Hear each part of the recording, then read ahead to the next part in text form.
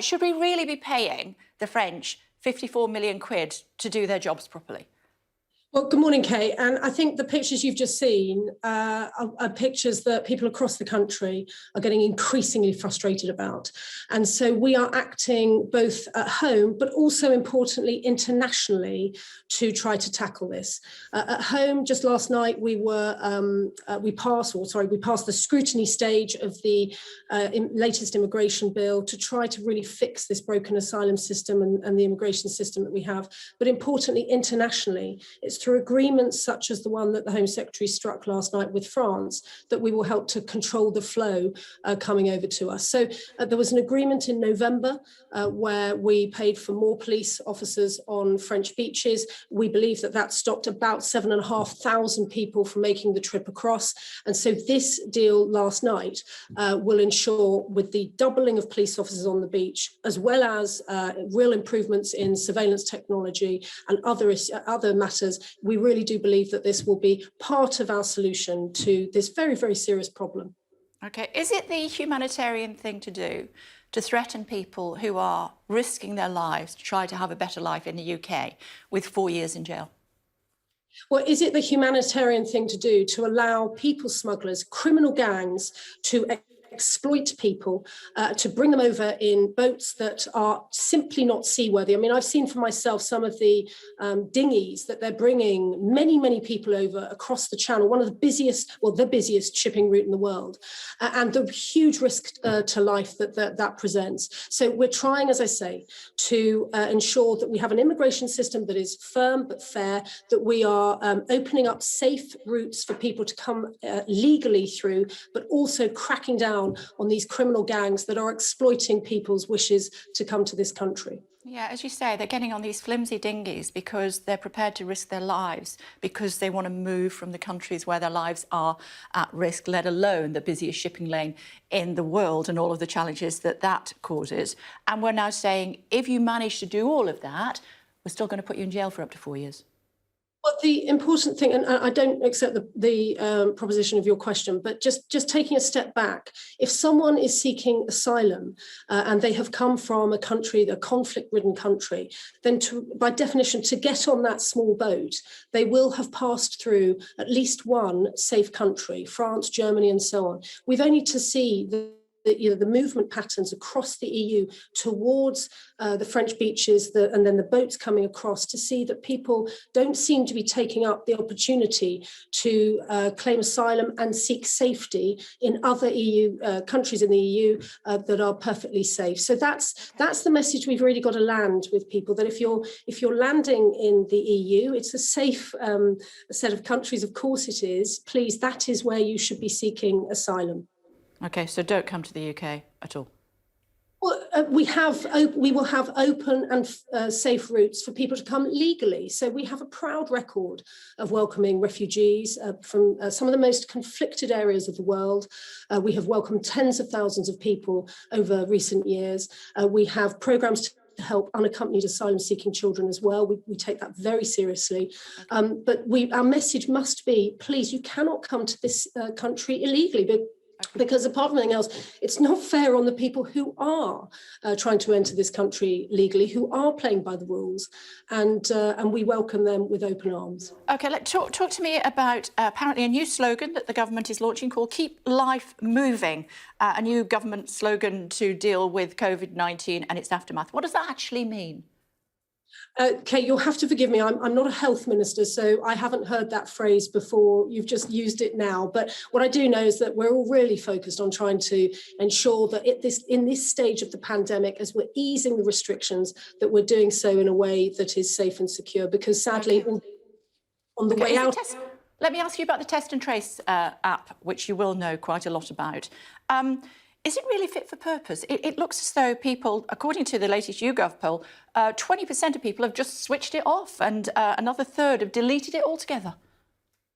We don't have those figures within the system itself. We know, in fact, that hundreds of thousands of people have joined it recently. And I think in terms of the app itself, look, I know it's frustrating when people have been pinged and they have to self-isolate if they've been in contact with someone who has COVID. And I really do understand the pressures that this is placing on people and on businesses. But we're now in this new stage of our solutions for the pandemic, and the Test and Trace app is one of the key tools that we have. Isolation is one of the key tools we have to try to slow the spread of this virus. Look, we've got the vaccine, that has been an absolute game changer, but Vicky Atkins, we've got so much to talk about, so let's canter through, if I may. I mean, I was chatting to Michael O'Leary earlier this week. You know who he is, of course, Ryanair chief exec. He advised our viewers to completely delete the app because it was pointless. I was speaking to a personal trainer yesterday, and he said a lot of people in the gym had put their phones in their lockers while they worked out. They were all pinged. Yes, well, I'm not normally in the habit of accepting Mr. O'Leary's advice, and I'm not going to change today. Our very clear advice from scientists is that self-isolation is one of the key ways that we will manage the pandemic. Look, we all want to get out of the restrictions. We do, we want to try to get back to life as normal as possible over the coming months. We've eased the restrictions this week. We're asking people to take responsibility to use their personal judgments, and the app and the Test and Trace system as a whole is one of the ways in which we managed this pandemic. I mean, I think the ONS has said that if you are in contact with a person who is positive, something like a third of people who've been in contact go on themselves to develop COVID. We know that you're about 5 times more likely to come down with COVID if you've been in that close personal contact with someone who has tested positive. So it's really just about trying to manage the risk of positive. Okay, well, why doesn't the government give us a list of key workers like you did last March, people that could still go to work when there was a lockdown, the first lockdown in the United Kingdom? Why don't we have a list of critical workers? So that is being worked on at the moment, I understand. We made an announcement on Monday about certain people who work for the NHS and in the care sector, but a list of such workers is being worked on because, again, we have been listening. We do understand the implications that this is having for certain.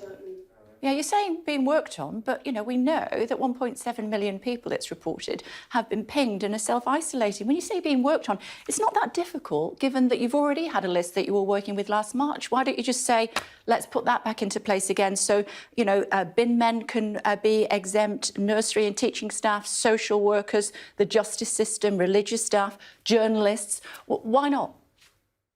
Well, but in the professions that you've just listed there, you can see how suddenly the numbers are expanding. And so it's a different exercise from the exercise of last year in terms of key workers who can return to their place of work.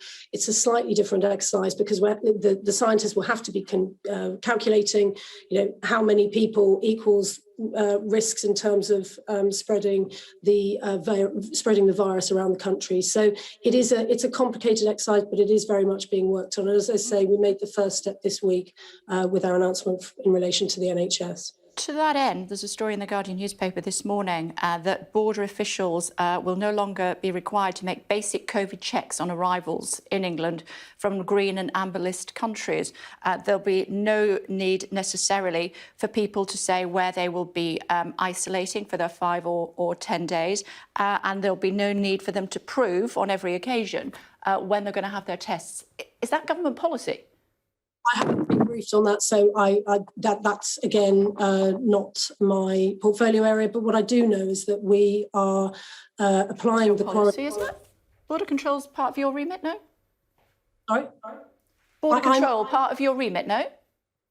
Hidden harm. So I've actually come on the programme to talk about violence against women and girls. And we're going to talk about that, but you're the government minister representing the government's policy this morning. So if you could just offer me a view on that. It is in the papers this morning. I'm sure you had a look at them before you came on.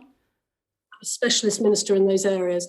But in terms of quarantine rules, we have, again, on Monday, we set out that if you've been double vaccinated, there are changes in relation to amber list countries. And of course, with red list countries, those rules still very much apply. You must not travel there. So it's not something that the government would support, loosening the restrictions on amber list countries, people coming in from those countries into the UK, whether it's from France, Spain, potentially Spain, or other countries? With other countries, there are, I understand, a series of agreements that have been set up to ensure that vaccines overseas are recognised here and vice versa. So, there's a lot of work that goes on behind the scenes to try to ensure that international travel can continue, albeit in a very, very different way from how we've understood it in years previously.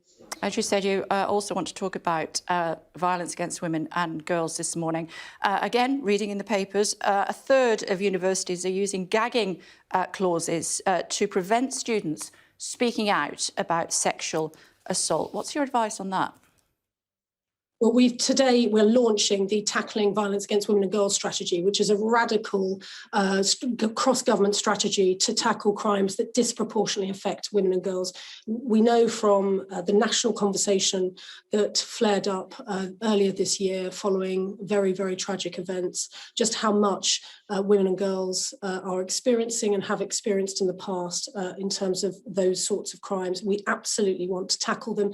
These crimes are not inevitable. And so this document is a huge document across, as I say, all aspects of national and local life. In terms of education, we very much want to work with education to ensure that we're teaching girls and boys really good, healthy attitudes in terms of relationships and how they're treating each other.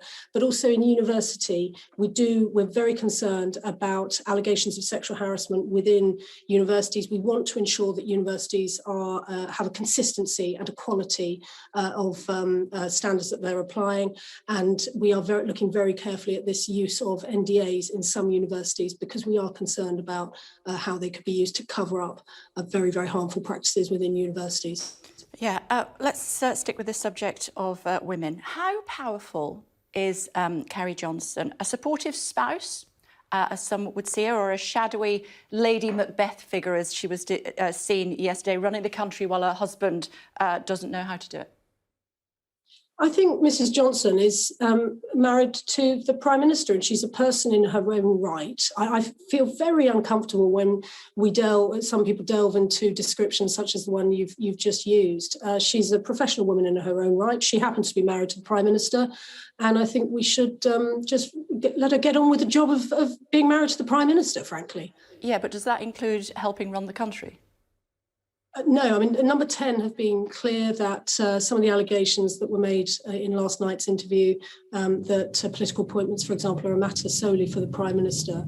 But I don't know Carrie, but I know dear friends who are friends with her, and I know that she is a supportive wife, as frankly every other spouse of a Prime Minister has been. I wonder if Mr. May got asked these questions. That was the question I was about to put to you, and the fact that, do we treat spouses that are women different to spouses that are men? Well, having had the real privilege of not one but two female prime ministers, we're the only party that has enabled that to happen. I think it's fair to say that, people will judge for themselves if there has been a difference in the treatment between the husbands of prime ministers as opposed to the wives of prime ministers.